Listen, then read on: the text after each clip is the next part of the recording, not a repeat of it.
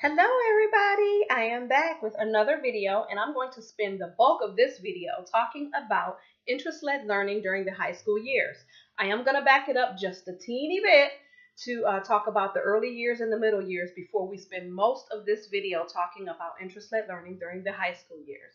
Most people kind of have the idea that unschooling and interest-led learning or child-led learning is really cute and adorable during those young years. But then they start to panic and they're thinking, well, what am I going to do for high school? What about college? What about transcripts? We're going to talk about all of those things during this video. So to kind of get you to understand what we do doesn't mean you have to copy us, but a lot of people ask, so I figure it's something that some people want to know about. But it is possible. There are unschoolers that go on to college, that go on to start businesses, that go on to live very happy, productive lives. And so have no fear. If this is a type of lifestyle that you want to live with your family and approach learning in a different manner than school at home, so to speak, then stay tuned to the rest of this video because I think that you'll really enjoy it. But I want to talk a little bit more about myself because a lot of you don't necessarily know about me as a mom. I kind of shared tidbits here and there about my school past, about the fact that I absolutely detested school. And so that might have a lot to do with my way of thinking when it comes to hands-on and very natural learning environments. But I want to talk about really what I know to be true when it comes to learning. I know that learning does not take place in the same way on the same day at the same time for everyone. I know that everyone does not learn on the same at the same pace, nor is it required that every human learn the same thing at the same age. We don't subscribe to days of the week or months of the year or hours of the day that are set aside for learning. We are simply all day, everyday learners. Life is learning for us. And so that's how we approach everything. And, some people think that unschooling is a type of homeschooling. Well, you're at home, so I guess you can say it's kind of that way, but it's really not a type of homeschooling because it's really void. The whole idea is for the environment to be void of schoolishness, so to speak. It's more of a lifestyle. It's more of understanding that everything around you is a learning opportunity more than learning times and seasons. So call it what you wish. You'll hear me use the words unschooling, interest-led learning, child-led learning, hands-on learning, life learning, all of those things interchangeably. In my book, they mean the same thing. We are not radical unschoolers, so that is slightly different when it comes to parenting style. But as far as the learning environment, and don't get me wrong, it has changed the way that we parent. But as far as the learning environment, that is what I'm referring to when I talk about the different learning, different types of learning. Okay, so those words are used interchangeably in our videos, on our Instagram, and on our Facebook page, just in case you're wondering if they mean something different. In my book, they're all kind of in the same arena. Okay, the focus is the passion and the interest of the child and following that. But when it comes to myself, I do not have a college degree. I went to college, did not like it, did not do well, and honestly could have saved my parents a lot of money and a lot of heartache. But I was so thankful that they saw the passion and the fire in me to be able to trust that I was going to find my way anyway. And at that time, obviously, I was surrounded by people that thought that college was the only route to take if you were going to do anything with your life. And it's simply not true. And I think we know that just as a society more now. But 20 years ago, if you didn't go to college, people were kind of scared, like, oh my God, what are you going to do? Well, I can personally say, being myself a type of autodidact, if you want to call it, have mastered 3 industries. One of which currently takes me all over the world. And I am happy and I am flourishing and I love my life. I love the fact that I get to teach my children and travel the world. I love that that I get to see their natural bent and spend the bulk of my time with them, but I also get to do things that are impacting the world, in my travels. And so I am very happy with my life, and I don't have any regrets with the route that I took. I do have regrets spending my parents' money when I really didn't want to be there. But that's beside the point. That's not what this video is about. But I kind of wanted you to know where I'm coming from. I've done this. I've done this in my own life. I did it after high school, obviously, because I was in a traditional public school. But when it comes to three industries, I was able to master them and climb those ladders and do very, very well because I was self-taught in a lot of areas. And that is what I want to talk about today. But I'm going to back it up a little bit. Um, as far as critics are concerned, when it comes to unschooling and things of that nature, I've heard all kinds of things. And you know what? I'm not going to throw shade today on my critics. All I'm going to say is, or I won't say on my critics, but on the critics of unschooling or interest-led learning. I'm not trying to make it personal, but they don't faze me. The criticism of this type of lifestyle learning doesn't faze me one bit because I know what I see, I know what I observe, and I see the fire in my children's eyes. And I know that they have not learned. They never learned as much as they learn now when we were doing things traditionally. That's not to say that this will work for everyone, but it works for us and it works for a whole lot of other people. So before you criticize, make sure that you try it first. Really try it, not kind of try it. Really try it. Then you'll know whether or not it really works or not. But let's move on. I kind of want to talk about the road that people take in their lives. Every person's road is different. And some people's road is going to lead to college. Some people's road is going to lead to employment following their high school years. Some will be travel. Some will be business. You never know what road your child is going to travel.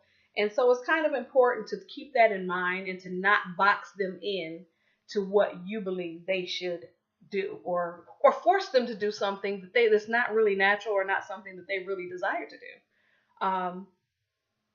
That's not a good feeling, to be fulfilling someone else's dream for you instead of your own. It's not a good feeling. So I just want you to consider that as parents, no matter what type of homeschooling, no matter what type of learning style you have in your home. The point is that God created your child to be an individual with a purpose and a destiny that is unlike any other human on the planet. And to assume that they have to follow an exact road or an exact path because of your fear is unfair to them.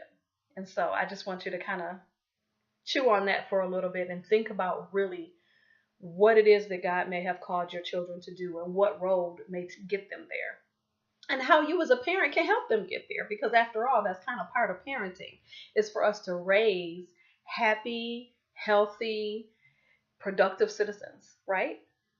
Okay, so we all agree on that, I'm sure. But I want to start the topic off with the early years. And I'm going to shortly go through the early years and shortly go through the middle years. And then we're going to spend a little bit of time on high school because I know this is why you guys requested me to do this video, because you wanted to know what are we doing and how can you do it too. So I'm going to tell you that. As far as the early years, when I say early years, I'm talking about 0 to 6, 7 years old. We're talking, very young children. And for us, the early years are full of free exploration. Absolutely free exploration. There is no forced education at all. And it's literally learning through life. And those are some very precious years where the world is just an amazing place for your children to observe and experience and touch and feel and smell and taste and all of those wonderful things that come with being little and in awe of the things around you. And so that's pretty much how the early years go with us. It's making sure that it's a very attractive and alluring environment, that there are things around them for them to explore, but it is not forced. It's something that we allow them to do at their leisure, and they in turn end up teaching themselves a lot of things that people feel that kids need to be taught by an adult. I have found that my children in those early years, when unforced or uncoerced, begin to teach themselves and teach each other things that we think we need to teach them, which is pretty interesting. And I think that's how we ended up with 5 of our 6 kids being self-taught readers. It's because we didn't force it. We let them evolve and learn on their own time. And as a result of it, they are very passionate readers. So, and our 6th one is coming up behind him. He's working on it. So that's kind of how the early years go with us, just full of wonder and full of exposure to so many amazing things that kind of just helps them grow and mature and learn about the things that are going on around them, literally learning through life. And then with the middle ages, I'll spend a little bit of time on that. I'd say around 8 to 11 years old. Obviously, still very free, very full of exploration. That's just who we are as interest-led learners. There's free exploration going on with everybody around here, no matter what the age. But it's really, really free flowing. We kind of add in a little bit more exposure. I would say exposure to the max. When we start to see little fires light, and we start to see, a spark in their eye in an area, that's when we lay on the exposure in those particular areas really thick. Obviously, keeping exposure to all kinds of things open at that time, but really, when we start to see things and they start to show interest in certain things, we begin to enroll them in classes with those things, come up with field trips, get new books, get games, activities, hands-on experiences, whatever it is that we can do to foster those particular interests. And they may be just very basic interests. It could be cars or trains or whatever it is. It may not be something that says what they're going to do when they're older, but it's something that they're passionate about. I'll give you an example. One of my daughters, for many, many, many years, wanted to be a doctor and was very, very passionate about science and about the human body and about surgery. And she would just sit and watch surgeries on YouTube for hours. And we're talking, she's 6, 7 years old. And so we allowed her to do that. Were we positive that she was going to be a surgeon or a doctor when she grew up? No. Do we still know that? No. But we know that she's very passionate about science. She's very passionate about animals and other things. And so we just make sure that there's always information and exposure for all of those different things in her life surrounding her. Because as she gets more and more exposure to that, we don't know where that will lead. And so we pay attention to every interest, not just something that may seem like a career choice. Okay? So if that makes sense, it doesn't have to be this big major thing that leads to them being a millionaire by 20. It can be trains. It can be bird watching. It can be anything that currently has their interest. When you pay attention to it and you begin to strew information and activities and expose them to things in that area, you never know where it will lead. You have no idea. And sometimes things kind of connect the dots as you go. So pay attention to those things. And we have videos on strewing too that kind of give you more information about that. So the middle ages, 8 to 11, free exploration still for everyone. Exposure to the max of any current interest that they may have. And just sit and watch. Our job during those early years are just to sit and to watch and to ponder and figure out where we can insert new information and new opportunities to help them grow in areas. And so then we're going to move on to the high school areas, because I know that's why you guys wanted me to do this video. I just wanted to back up so that anybody watching, if this is their first video watching of ours, they'll be able to know how we embrace unschooling and interest-led learning as our children grow and get older. Again, many people think that this is something that you can't do in high school, and I beg to differ. Honestly, I feel like it's easier when our children have come to a point where their interests and their passions are more concrete. To me, it's much easier to do this with older children than it is with younger children, because younger children are just all over the place, and it can be exhausting. We love it, but it can be exhausting. But when it comes to older children, a lot of times you will find that their interests and their passions can be concrete and can last quite a while. And as a result of that, you have the ability to really help them hone in and perfect a skill. So let's talk about that. Again, free exploration for everyone in our household, no matter what the age is. But we help them perfect those current interests. And that doesn't mean that, again, that interest is going to lead to their career choice or what they decide to do with their life. But I and my husband agree that there is nothing that we can expose them to, or there is nothing that they can master that is going to be a waste of time or a waste of skill or a waste of energy. So I have my two older children that have very defined passions right now. Will those change? Possibly, and we'll talk about that in just a moment. But we help them perfect those current interests. And then we give them a testing ground for those interests. So, for instance, my daughter decided, hey, I want to write. I want to be an author. I want to write hundreds of books. And I want to be a good author. I want to, a goal of hers is to be on the New York Times bestsellers list. She has these goals for herself. And I'm not bad at her for having those goals. I love the fact that she has big goals.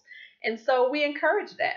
So instead of just having her write her stuff in a notebook and throw it under her bed, what did we do? We decided, you know what? How about we go through the publishing process? How about we figure out what it's like to at least self-publish first, and then maybe later, pursue other publishing options. But let's figure out how to make her work permanent, a hard copy permanent example of her work. And she made the decision that she wants to write 12 books before she graduates homeschool or, moves on to whatever else she wants to do. And she's on her fourth book. And she has all 12 books laid out, the characters, the theme, and everything. And so it's really exciting to see her. Had we not taken that very first notebook of hers and said, wow, this is really something. This isn't just a story. This is a book. People can enjoy this. This is really something. And who knows if she would have been encouraged, or even if it would have sparked her interest to go move on and to write a second and a third and a fourth, all the way up to 12 books. Who knows if that would have ever happened if we would have just said, oh, that's cute, and then said, okay, now go do your language arts work. Right? So it's really exciting for us. We don't feel the need to do a language arts curriculum. Why? Because her books are her language arts curriculum. I'm able to help her learn the writing process and editing and grammar and all of those things you would learn in a traditional curriculum through a workbook or whatever kind of class you sign them up for. She's learning through being an author. And how awesome, how cool is that? And so we're very proud of her. Again, she's published 2, in the process of publishing her 3rd book and writing her 4th book. So she's on a roll, and we're very proud of her, and we're very excited for where this will take her. Since then, she has decided that she doesn't just want to write books. She also wants to write screenplays and produce films. And so, again, these kinds of things evolve. So now it's a lot more than being an author. It's being a producer and a screenwriter and things of that nature. And so you never know, when you encourage a small thing that you think is just kind of basic, where it will lead to. And so that's what path we're on right now. And she is going back and forth as far as whether or not she wants to go to college. And we are confident that whatever she chooses to do, she's going to do it with all of her might, and she's going to be good at it. And we're going to be there to coach her through it and to help her through it, and to make sure that she can obviously support herself, and that she is happy, and that she is doing something that she loves, and that she is making a difference in this world. Those are the things that are the most important to us, no matter what choice they choose after high school. And so then I have my other son, who expressed around the age of 10, he expressed that he wanted to be a pilot. And we were like, okay, I don't know what to do about that, because he was so young. I'm like, what are you supposed to do? How do you help a person be a pilot when they're 10, 11 years old? I would get online stuff. I'd make YouTube playlists about it and get books and documentaries and stuff like that. But I didn't know how to give him hands-on experiences. And so we checked out a few local groups that promised some experience in that area, but they didn't really come through with that. And by the time he was 12, we were able to find a program that basically was an answer to prayer. And this particular program, West Michigan Flight Academy, gives him the opportunity to do ground school October through May every Saturday. And he flies once a month, literally flies, co-pilots a plane once a month. And so here he is, 13 years old, co-piloting planes. We would have never known. But see, when he began to show us that this was something he was really serious about, and the interest in the conversation lasted a couple years, we were like, we really need to check into this. And so now, yes, he wants to get his pilot's license. And in this program, he will definitely have it by the time he's 16 years old. And he'll be 14 this year. And so that's exciting that he'll have his pilot's license before he has his driver's license. But with that being said, if we never paid attention to that, or we said, oh, you're too young, that's for adults, those kinds of things. I don't believe that any kind of learning is off limits to my children. If my child wants to fly a plane, then this mama's going to find out how he can fly a plane today, or at least be in one. And so, and that's just the fervor and the passion that I have to make sure that they have the ability to have hands-on experiences, no matter whatever age they are. So just pay attention, pay very close attention to what it is your kids are saying and the things that they are showing an interest in, because I guarantee you there is something that you can do that can help promote and light that fire in that particular area. So when it comes to my older children, they're on two completely different paths. So I don't look at them and say, okay, everyone in our household is going to take this class and this class and this class. We don't do classes unless it's something that has to do with their particular passion or something that they want to accomplish. I don't sign them up for things that are just random because I think, oh, you need this body of knowledge. They're going to get the body of knowledge that they need because we make sure that they have a very wide, diverse range of experiences and information in their life. So I'm not worried about that.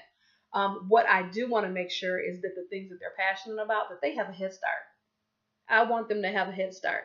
And a lot of the things that we're trying to make sure that our children are able to do, literally, they're able to do them years before their peers, because their peers' faces are in books that have nothing to do with anything that they're interested in. Not saying that you don't have to learn some other things, but I want them to have hands-on, real-life experiences in the areas that they're passionate about now. And I make sure that I find those things. And if I don't, I will find somebody that can. So those kinds of things are important to us as a family, as an interest-led learning family, as an unschooling family. So, but when it comes to, any other interests that they have, that doesn't mean that, okay, she's not locked into being an author. She's not locked into being a film producer. He's not locked into aviation. He's expressed that the pilot's license is only the very first thing that he wants to do in aviation. But he has like a 6-step process of all of the things that he wants to do in that particular field. And I think that's amazing for him to be 13 and to have that kind of vision. And so we support that. And so we want to give him everything that he needs to get there. And so I want to talk about how, as high school age children, how do we prepare high school age children with an interest-led learning environment to do what it is that they want to do? So that's what I want to share with you. As far as my daughter's concerned, let's go back to her wanting to be an author, wanting to be a film producer, and things of that nature. We pretty much know what direction her life is going to go. We pretty much know her natural bent, her tendencies, her gifts, her talents. And so we are catering the things that we expose her to help her be her best self in those arenas. And so math has never really been her strong point. And we know for a fact that pretty much what she's going to do in life is not going to require calculus.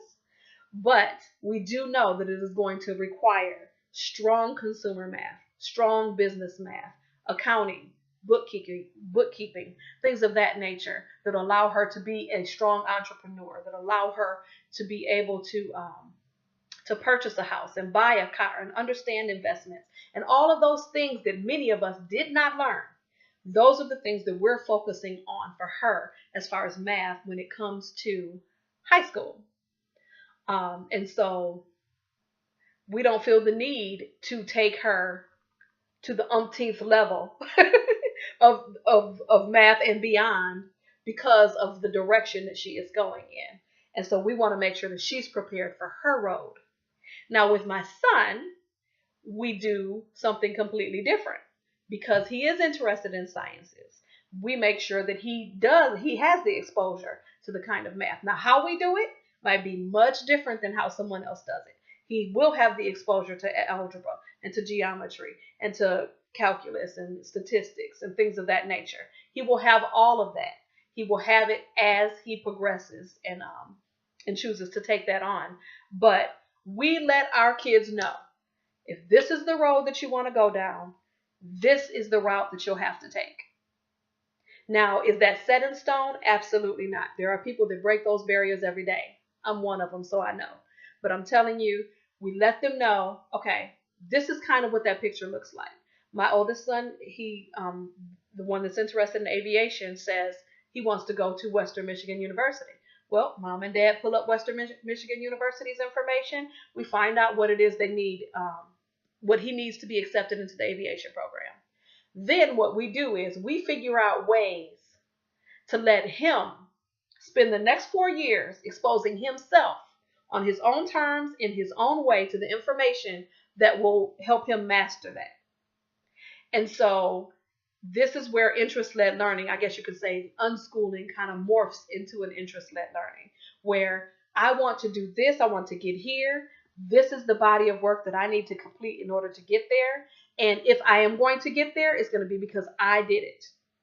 Not because I was forced, not because somebody told me I had to, but this is my goal, this is my dream.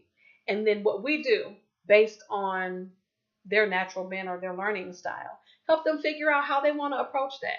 If they want to approach it through a traditional class, they want to approach it through an online class, they want to do self-study, they want to figure it out on their own, whatever the case is, we make sure that they have the exposure and all of the things at their fingertips to get there.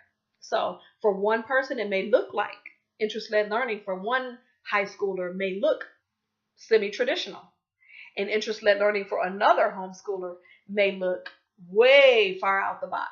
And it completely depends on the road that they're going on. Okay? And so you have to kind of look at it like that there's no way to do unschooling or interest-led learning that has concrete rules. It is person-specific. It is journey-specific. It is passion-specific. And so if your child wants to do that, and these are the things that have to take place in order for them to do that, then you expose them, you make everything available to them, and you allow them to self-study, to create their own learning environment, and to pursue those things. And when and if they need your help, then you offer that help. Or if you need to get outside help for them, for math or higher level sciences, things of that nature, then you do that. It is their dream, their goal, their road. We let them orchestrate it, and we let them walk that journey. We walk alongside them without force and without coercion. And so that is pretty much how we do interest-led learning for high school. Now, many people may say, well, what about college? I mean, will they have everything they need for college? Not concerned at all. Not concerned in the least. And I'll tell you why. When my child identifies the things that they're passionate about, I guess you can say this is my little way of creating a teeny bit of structure, is I give them 4 years. Okay, you're 9th grade age. I give you 4 years to explore all of these topics that you're interested in.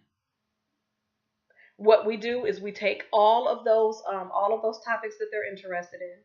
We create baskets, and you'll see our videos on our baskets that are specific to those interests. and we allow them to explore those things on their own and in the way, in the manner in which they desire to explore them. And then they share with us what they're learning. Once they have explored all of those activities and labs and projects and things of that nature, then we add more to it.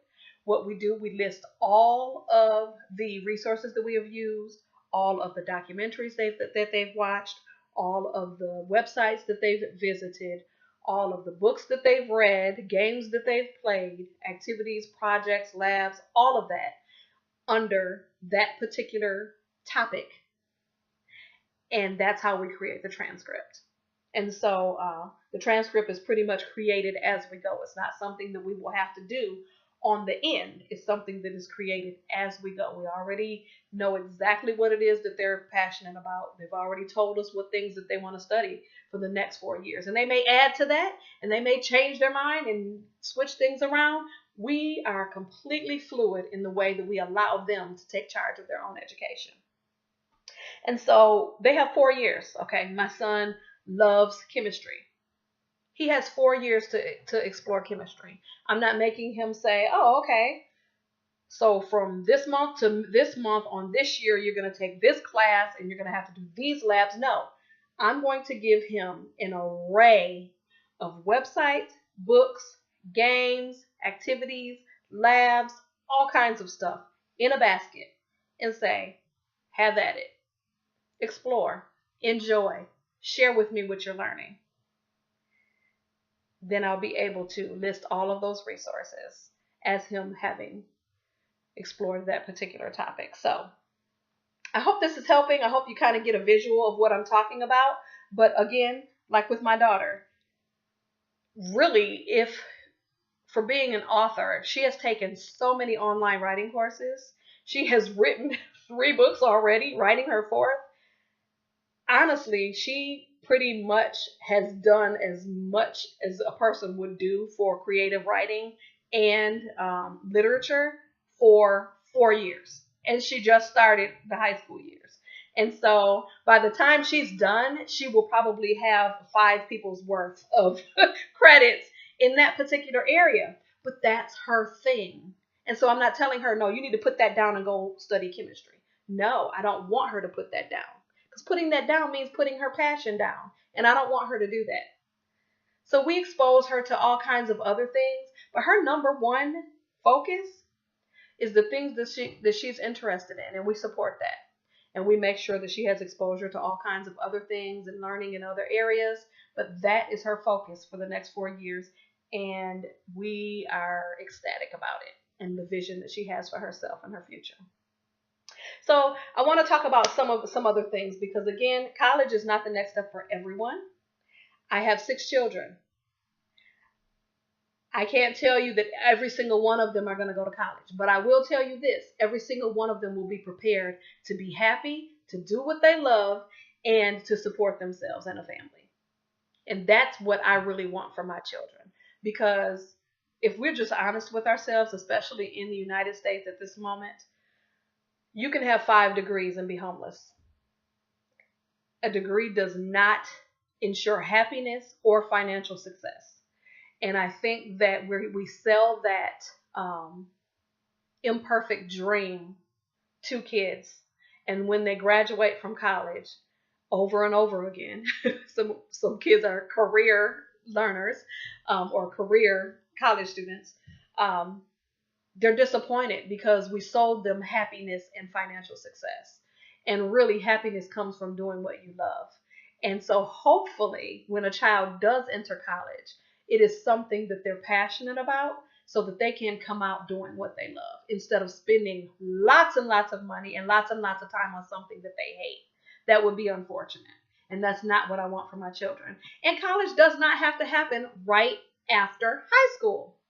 My children are also aware of that. You want to travel, you want to do something else, you want to go to college, later in your 20s, that's your choice. My goal is for my children to be happy, for them to be healthy, and for them to enjoy what it is that they're doing. And there are many, many roads that lead to that. So people may disagree with me, not even fazed by it. But what's most important to us as parents is the soft skills needed to succeed in any area. You can have a degree from the highest university and not be a good leader.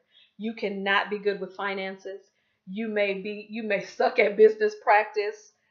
You may not have integrity or people skills, and that will affect your success level. And so it's important that we focus a lot as homeschoolers, and we have the time to do that. That we not just focus on academics, not just focus on getting our kids into college, but focus on those soft skills that make or break careers, make or break relationships. Those are of utmost importance to us. So you may be asking, in closing, because I don't want to overwhelm you too much with too much information, but in closing, I want to talk about, because a lot of people ask me this, well, what if my kids' passion changes? What if we spend all this money and all of this time doing this and then they change their mind? Then you change with them. Because I guarantee you were passionate about something at one time that no longer phases you. But anything that you spend time and effort mastering is never wasted time. Ever. It's never wasted time, never wasted effort. And those same skills that you gain enduring and mastering and perfecting a skill, or becoming an expert in an area, those skills are transferable to other areas. You'll find yourself using those same systems and ways of thought and processes to be able to master other areas. So never feel like a child changing their mind, their career path, their goals, their major in college is a threat to their future. Um, it's just them honing in on what it is that they're passionate about, and they need the freedom to be able to do that and not feel like, okay, I told mom I wanted to be a doctor, now everybody's excited and mom has bragging rights, and now I have to be a doctor even though I really want to be a performer. Or maybe I want to go into ministry, or maybe I want to do this, but I told, my parents are so proud to have a doctor in the family that they feel like they have to do it, even though it's not something they're passionate about anymore. Our kids need the freedom to be able to share that and to not be ridiculed for it. So I hope that this was a helpful video. Again, we are, even through the high school years into adulthood, passionately pursuing interest-led learning and unschooling. We're not changing our script at all. The way that we do it is slightly different. It is slightly more intense when our children decide that they are going to go in a direction and they do decide to start a project. We do have expectations of them giving it their best, giving their all, but we do not force feed information and education to our children.